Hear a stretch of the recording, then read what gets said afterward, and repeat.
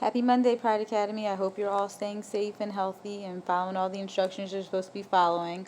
I'm just trying to touch base with you and remind you how I would like the questions answered. Every class, no matter what class you're in of mine, receive packets that have questions in them where you'll need to give me a one-paragraph response.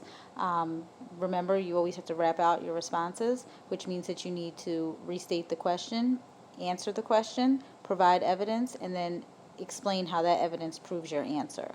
So, for example, on one of the questions it says, describe what you think the author's purpose was for writing this text and whether they were successful in this purpose. Now, that's a two-part question.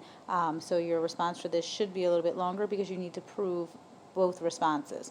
But let's start with the restate. Describe what you think the author's purpose is for writing this text. Remember, we are not going to say I.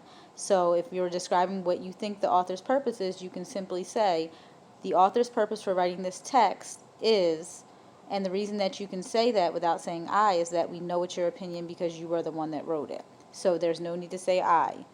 Describe what you think the author's purpose was for writing this text. The author's purpose for writing this text was to show readers how to write a cover letter or how to write an effective cover letter. Okay, so there's my restate and there's my answer. But now I need to provide evidence for the answer. Okay, the evidence is going to come from the actual text. And remember, whatever you pull out of the text, you need to cite it. Comma, quotation marks. You can tell me what paragraph you found it in as well. Then you need to explain how your evidence proves that the answer you gave is correct. How does that answer support it? Okay, so make sure that you're fully responding to the questions in order for you to get full credit. If you want to share your answers with me online, you can just email them to me.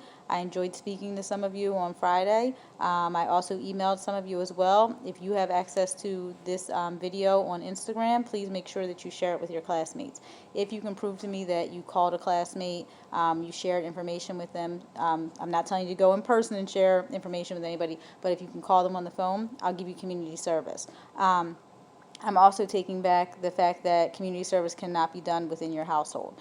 Your parents or whoever you're living with are going to need as much help as possible. So if you're helping at home, which I strongly suggest that you do, whether it's helping out with younger siblings, helping them with their homework, their schoolwork, it's a tough time right now. So any type of help within the home will count as community service. So if you're helping in the home, just document that for me, okay? And again, those of you I spoke to, you have my phone number. I spoke to some of your parents. I emailed some of you.